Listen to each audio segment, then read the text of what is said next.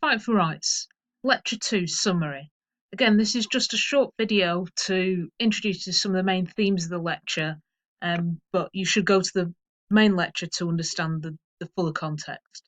So today we're looking at the rights of nations and ideas about nation formation, mainly in Western Europe, but also in the Americas, from the 1600s to the present day.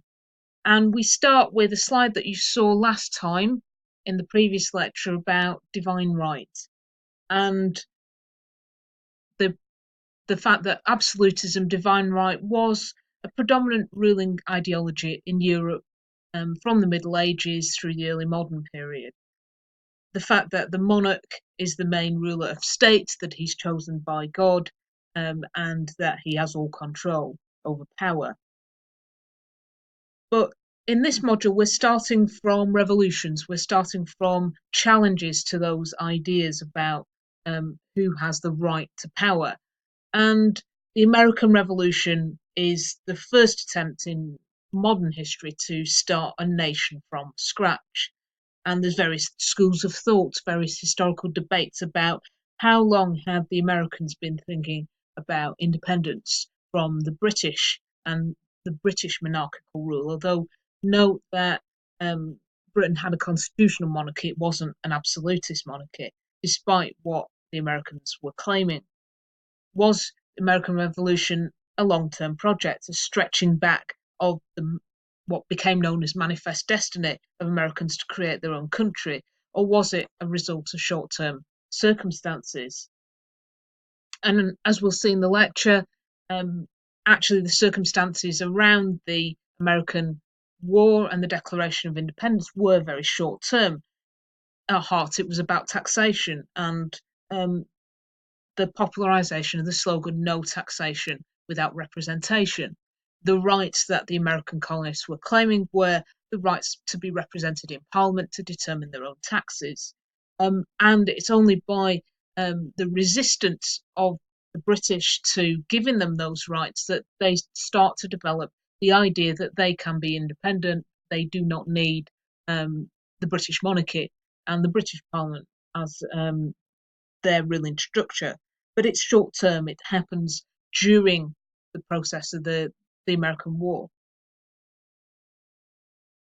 And they do not crystallize it themselves really until this guy, again, who we'll see almost every week, Thomas Paine, who wrote this bestseller, Common Sense, 1776, which really sort of crystallized ideas about American independence in a way that the Americans themselves hadn't really put down on paper before. And he calls back to universal rights. So you see there that they're not local, they're universal. He calls on the fact that the British declaration of war against the American colonists is illegal, and it's against what he calls the natural rights of all mankind. And so remember, again, from last week, that this idea of natural rights is an Enlightenment notion. It's not the same as civil rights, but it grows in popularity and becomes the kind of the ideology of the independence movement in America and then across the world.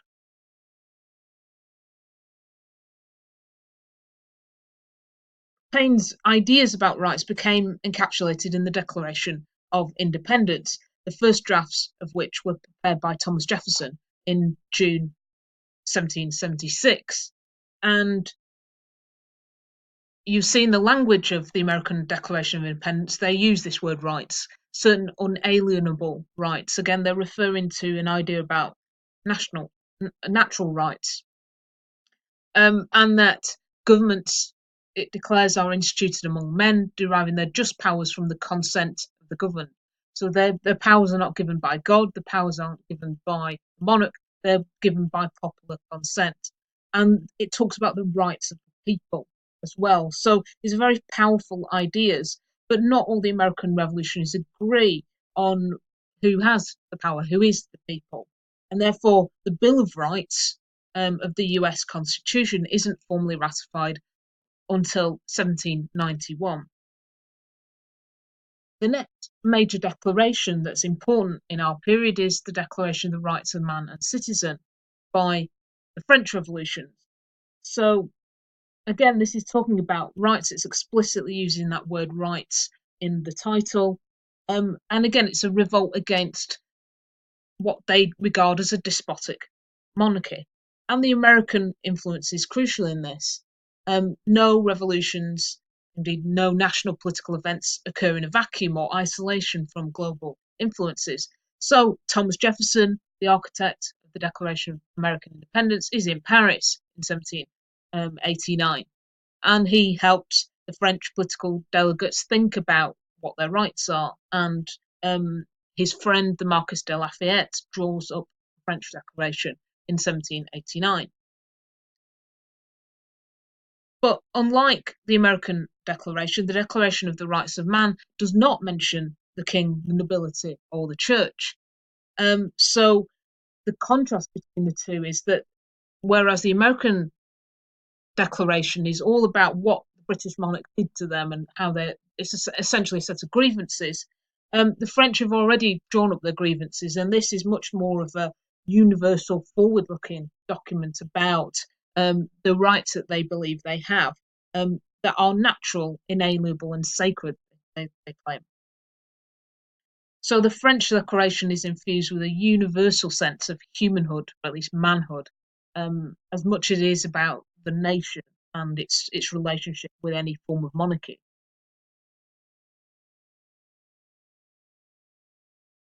But this develops, and again, think about the long term and the short term in terms of the development of revolutions. The French Terror is the next stage of the French Revolution, which initially had been constitutional and then develops into regicide, the execution of the king and also the aristocrats and the bishops. It becomes a lot more serious in terms of starting the nation from scratch, and getting rid of any historical precedent and any historical structures, and which is far from the initial aims of the initial revolutionaries in 1789.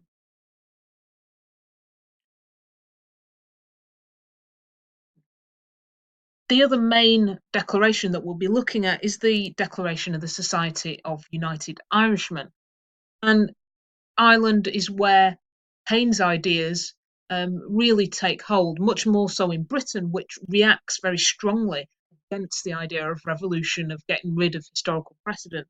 Ireland, who feels that they had been crushed by British rule again, decides in reading Paine, reading Common Sense and the Rights of Man, and the Irish, um, particularly the Presbyterians and nonconformist members of the Irish political classes, um, had been in contact with the American revolutionaries, had fought over in the American War, and now are in contact with the French revolutionaries. So again, the influence is global.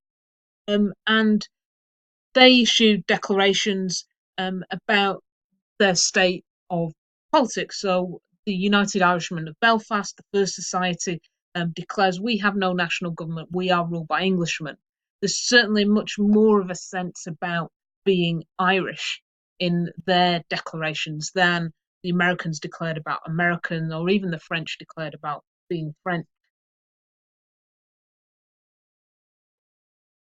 But again, things change quite quickly. So in France, um, after the French Revolution, and as part of that, Napoleon Bonaparte climbs to power through the military and effectively takes over the country.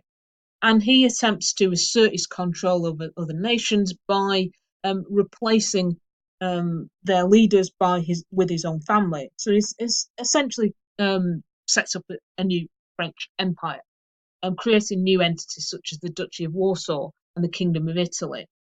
And the irony of that is that the more Napoleon, this kind of product of the French Revolution, um, puts forward his own family in other countries and takes over, the more they revolt against him. So it inspires revolutions in Spain and Portugal, the Iberian Peninsula, and then um, the Spanish colonies over in Latin America start to think about independence and revolt against monarchical rule. So, by deposing the kings of these places, particularly Spain, the French Emperor Napoleon opens the door to more independence movements, and so the circle comes round again.